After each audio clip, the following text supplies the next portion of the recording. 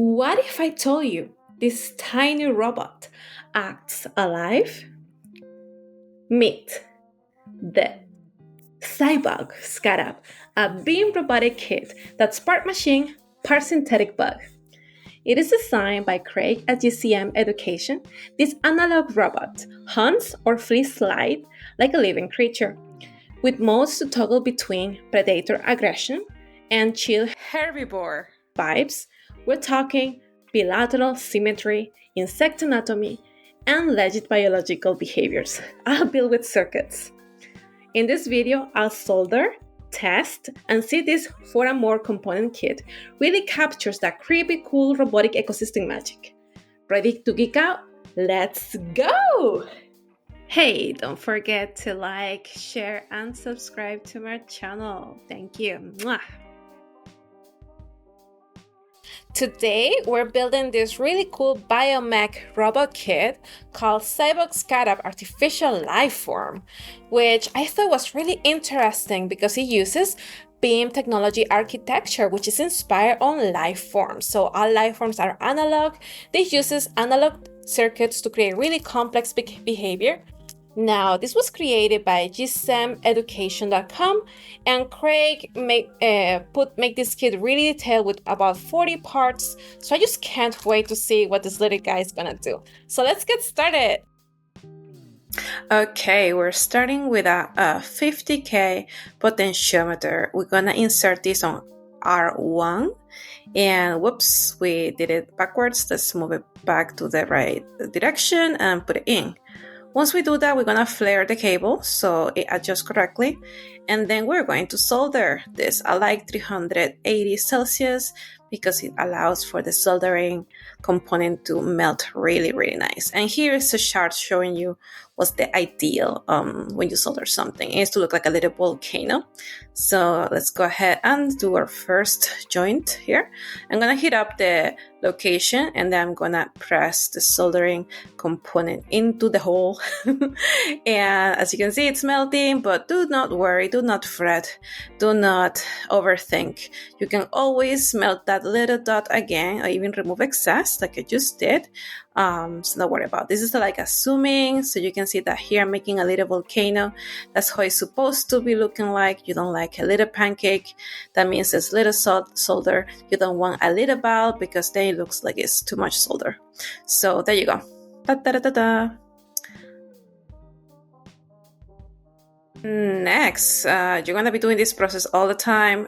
Make your little cables, sticks stand up, and once you do that, you're going to get your pliers because you're going to cut them off. Oops. And like I was mentioning before, if you have anything that looks like a little bit weird, you can always come back and heat up the joint here and remove the excess or make it look nicer if you're a little perfectionist like I am.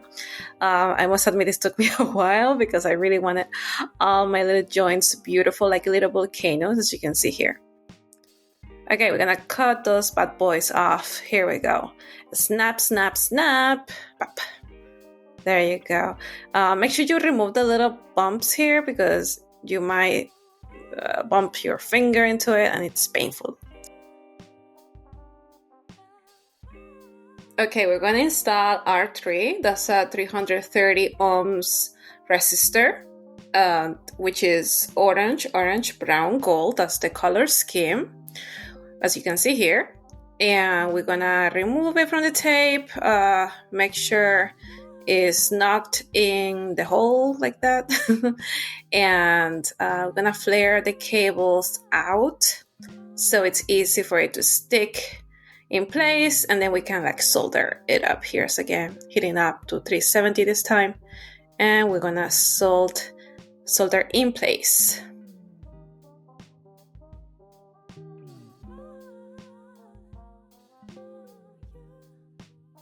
Okay, by now you might be wondering, why are we installing these resistors? Well, they are used to limit flow of current in the circuit, much as a pinch garden hose will limit the amount of water flowing through the hose. So now it's turn for R4. We're gonna use a 2200 ohm resistor. That's a red gold. Squeeze it in, flare the base like usual, and it's time to solder it. Another curious thing is that the resistors R1 through R12 are affecting the size of the pulses sent to the motors that we'll see later. We're going to install them later. And these are controlling the current flowing into the 556 timer. That's location U1. And these motors pulses control the size of the steps of the left and right motors. Now let's snap this excess of the cable in, and we have it installed now. Okay, now R5, R6 are next. We're gonna install a 10K ohms resistor. That's brown, black, orange, gold. You're gonna see here soon. The color scheme, again with more detail, squeeze it in, flare the base. As you can see, that's the color there. We're gonna do the same for R6.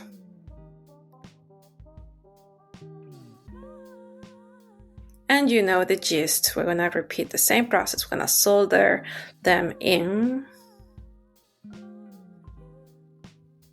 Do you recall the R1, the potentiometer we installed before? Well, we're going to be installing another potentiometer called R7. And both of them are a type of adjustable resistor called potentiometers. The resistance of these components may be adjusted by simple turning a dial. And this is actually one of the things that affects the behavior of the Scarab in a very interesting way. I'll show you at the end, but it can move, spin each of the legs faster or slower. It has different levels of pulses, so it can look like he's kind of aggressive or more like a chill dude, chill guy. Really cute.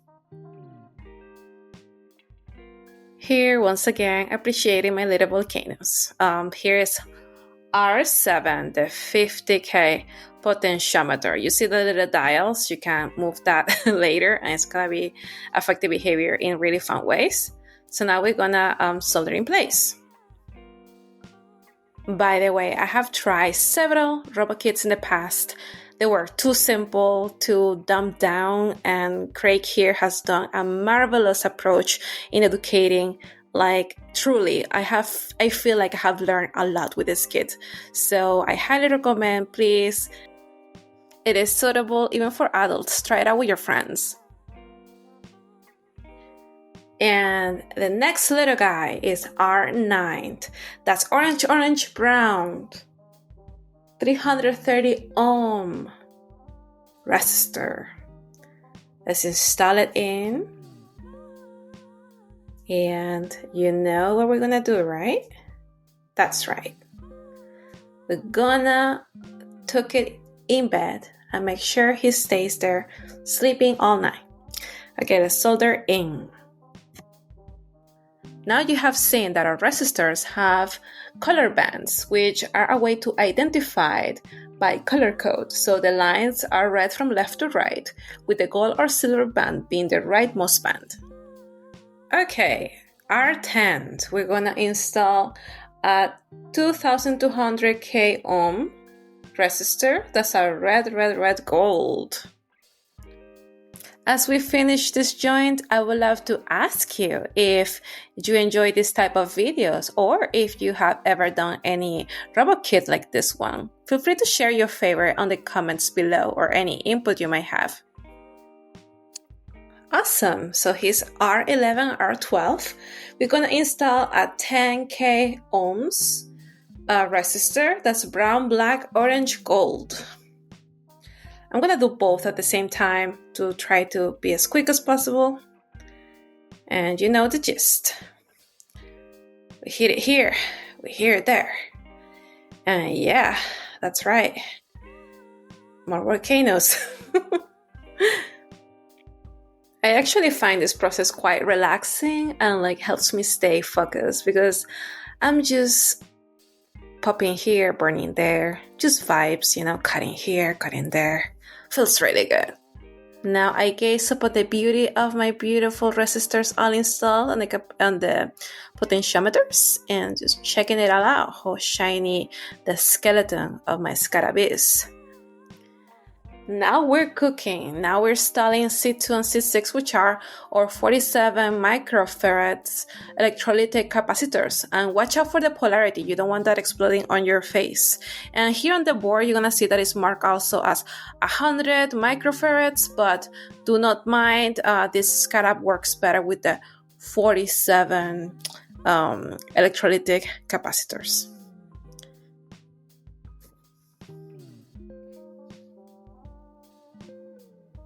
Next is going to be C4 and C8, the 1000 microfarads electrolytic capacitor. As you can see here, the negative is going to be facing to the bottom and the positive on the top, so make sure you insert them correctly. So all the components C1 through C8 are the capacitors, like we've been seeing. They store energy very similar to like a small battery. And they can be used for many functions. C1 smooths any ripple in the Scarab's voltage. C5 and C9 removes voltage spikes caused by the motors. And C4 and C8 act as a kind of memory, making sure that the Scarab backs up for about 1 second when a filler is touched.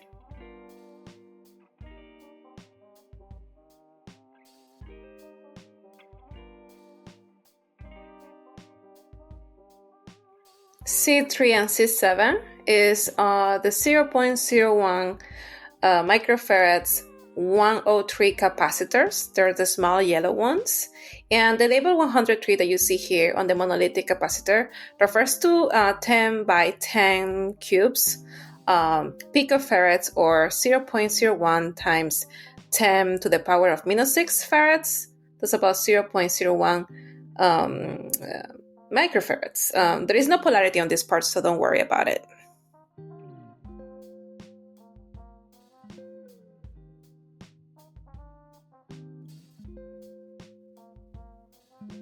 Our little Scarab needs more of this yellow baby, so we're installing another 2 in C5 and C9, 0.01 microfarads capacitors. These are by the motors, as you can see here.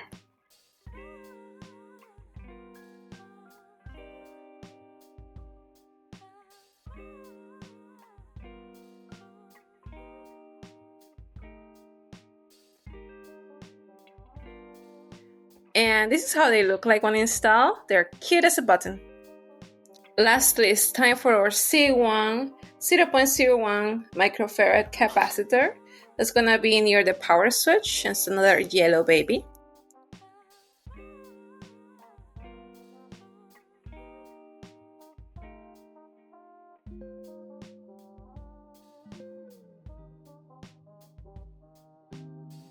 And now we have a yellow baby family. Look at all those little guys. I think they're super cute. Now we're gonna install some diodes. That's D2 and D4, 1N4148 diodes. They're the small orange glass component. Watch out, diodes have polarity. The black bar on the diodes is the negative end, and it must align with the white line on the printed circuit board, as you can see here. There you go.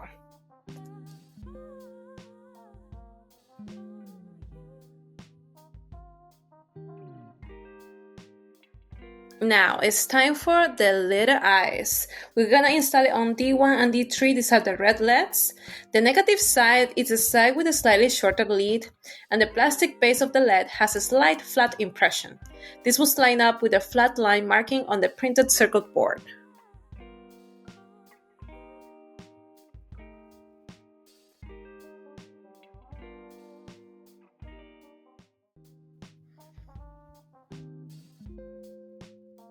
Okay, when installed, you can verify here that the top part is the part with the flat, that's the negative side.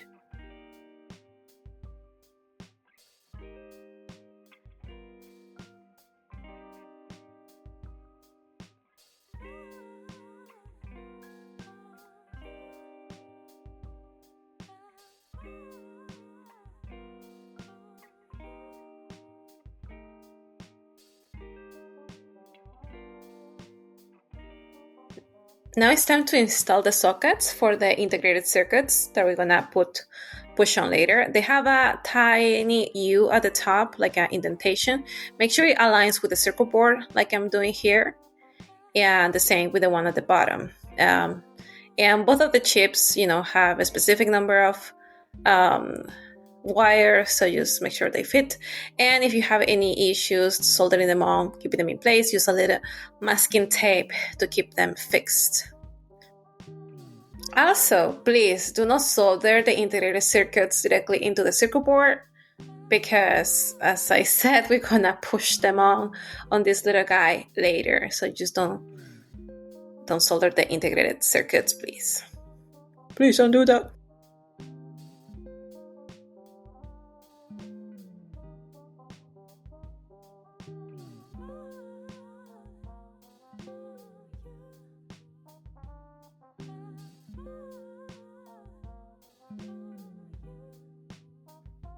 Okay, as you can see, the soldering circles here are very close to each other, so I advise to put just a little bit, make your volcano, and move on. So because what happens if that you have too much soldering and they stick together, then you're gonna cause a shortcut.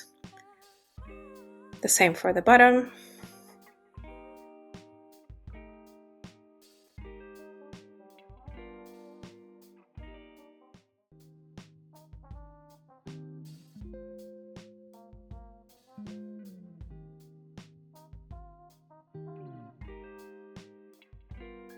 Now we're gonna install the photocells.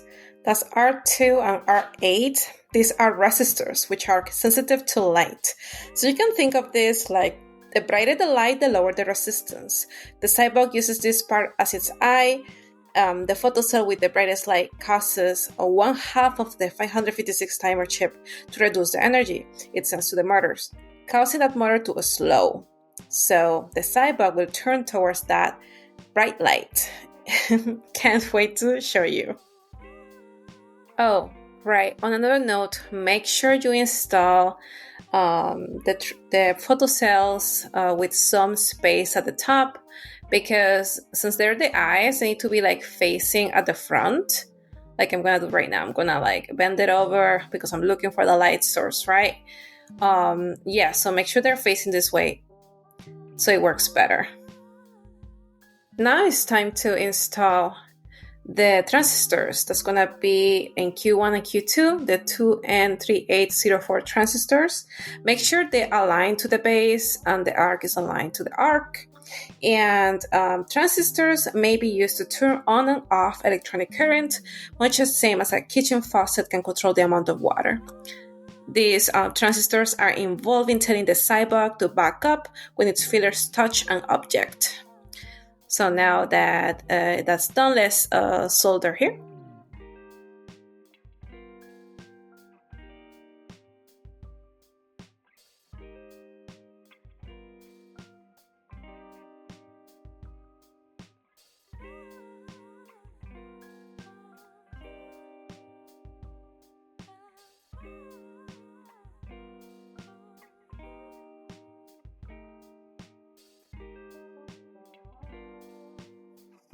Okay, now we're gonna install the motors on the circuit board. You're gonna use some masking tape to make sure this heavy gauge busbar wire stays in place. As you can see here, I'm using a glob of solder, trying to melt it with this area below. And I must admit, this step was quite challenging for me. In the past, before I used this kit, I was ordering from China a couple of kits and from other providers, and I had a step where I need to do some soldering similar to this one, and you see that rectangle area that is silver on the bottom of the cable. That part got ripped off after I heated that for long, trying to solder a big bond.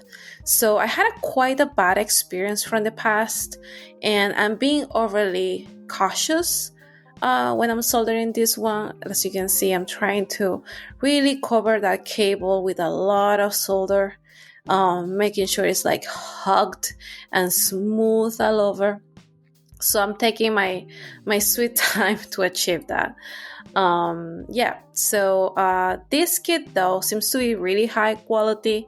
I was testing those those rectangles, silver rectangles in the circuit board, and they seems to be quite resistant, but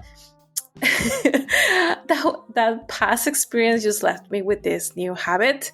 So do with that what you want. You're free to solder the way you like it, but maybe you'll find it helpful if you're also struggling like me. So I'm gonna show you now how I finish the other points here, where I'm gonna be attaching the motors shortly.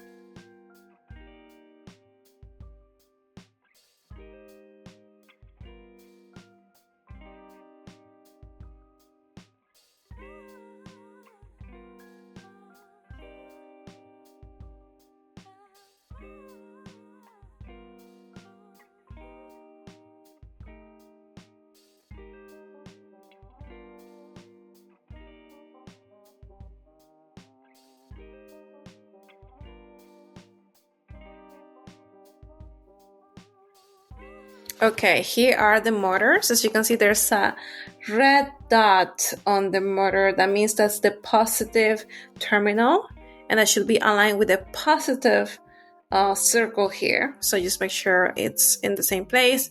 And then I use masking tape to make sure it's like stuck really, really well while I add like all my life savings in solder. And the same for the top, for the negative. As you can see here, I already did most of the work on the other side as well. This is the last one.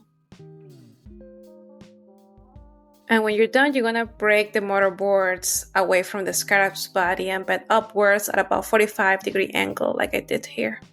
That took a while. You might need like some serrated knife. I used the pliers and then I was digging on it.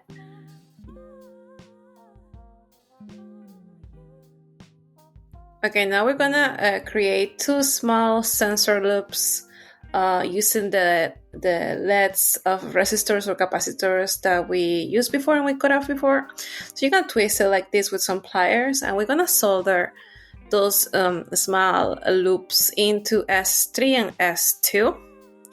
And what's gonna happen is that we're also gonna add like a silkscreen line, which is the little fillers between C3 and C7.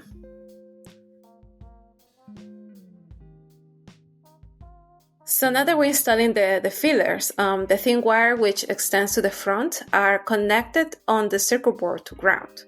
From there, they pass through a loop of wire which is connected to an input to the robot's nervous system. When the long filler wire bumps an object, it will bend backwards or forwards and touch the sides of the filler loop. When this happens, the robot reacts by backing away. So this is why it's really important that you, when you install the fillers, they go through the hoop like here, like I'm showing, and they don't touch the cable, because when they do that, pretty much the Scarab is going to be like backing away or doing weird things. So if you want it to be precise, it needs to go through it directly to the hoop. Now we're going to install the fillers and push them through the hoops and solder them in place.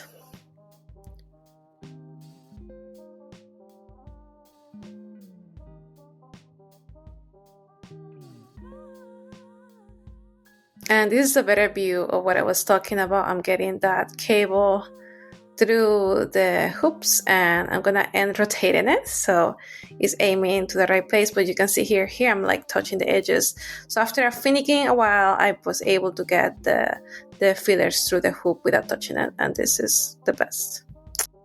Now we're installing the 4-pin connectors, and we're gonna add the jumpers. And what I really like about these connectors is that once you add the jumpers, you're gonna create two type of behaviors. One of them is phototropic, that means it's gonna be following the light, and another behavior is photophobic if you change it, which is gonna be scared of the light. And right now I'm using masking tape to solder the 4 pins connectors in place, and then I'm gonna add the jumpers in a sec. Okay, it's gonna be time to place the jumpers now. I'm gonna place it A to D and B to C. This is gonna make it photophobic, and I'm gonna change that later. Lastly, it's time to install the power switch into S1. This device has no polarities, so let's just stick it in, put some masking tape, and solder it in place.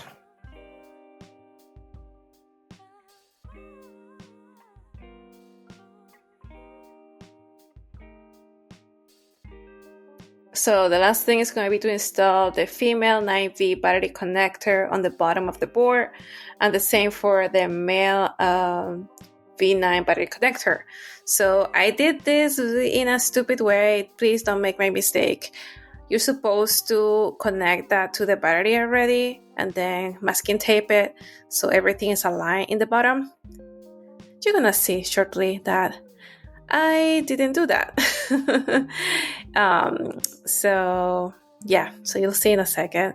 And I'm just so embarrassed because I needed to unsolder that stuff. Look at that mess. I need to remove this. It took me another hour of my time. So save yourself some time and solder it properly. This is how it should look like. Okay, now we're just making a hole on the tire and putting the motor here. So because these are the little wheels, these are his little feet. So I know I'm making a mess with the silicone, but just do the hole and put it there. There you go. And do the same for the other little feet. This is pretty much the one of the last steps. So we're almost there. Now the last step, just look at that. How beautiful, how gorgeous. We did it correctly. Look at the fillers, look at everything. Look at the sensors, all looking good. Let's install the battery. Okay, after pushing that very hard, finally got it. Last step is to add the chips on top. So just make sure to align the chips. This is the L293. Just like that. And the same at the bottom. Once you do that and you have everything, you can turn it on, and if everything's good, the eyes should flash in beautiful red. So I think it's time to try it out. Let's do it. It's alive! My little baby is alive. How gorgeous. Oh!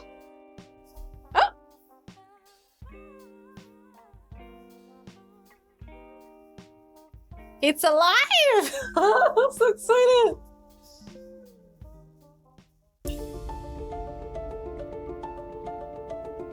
Let me do it.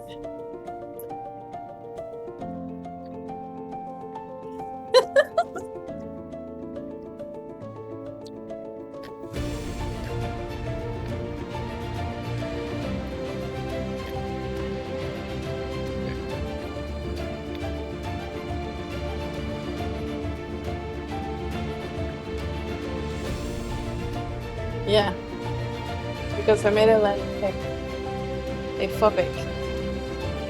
Coming!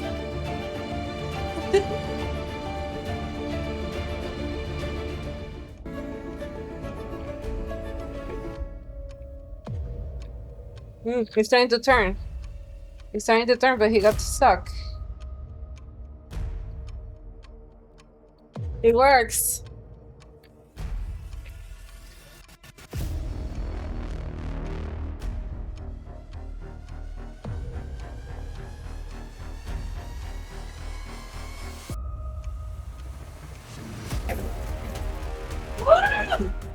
You're crazy.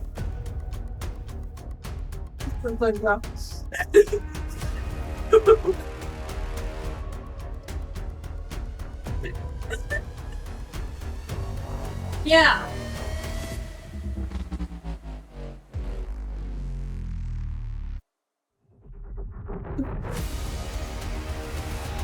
Same way. You put it there.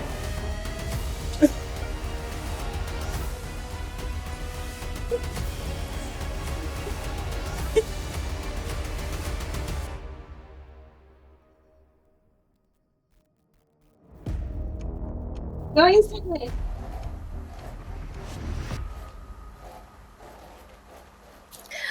Unfortunately, my little guy passed away shortly after I recorded the video. I created this obstacle course with little teapot candles, and he burned himself, and I'm a terrible mother. So, yeah, he's done. That's cute as fuck. That's cute. I did it! Yeah, unfortunately, that was the sad tale of Jimmy.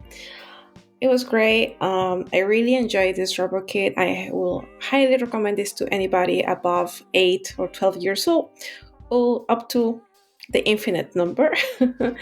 Yeah, I will totally do it again. Please let me know if you like this video, or if you have ever built any robot kits on your own, and what's your experience about, or even if you recommend any specific robot kit. I would love to know in the comments below. Make sure you subscribe, click on the like button, and yeah, I'll see you on the next one. Have a great day. Bye.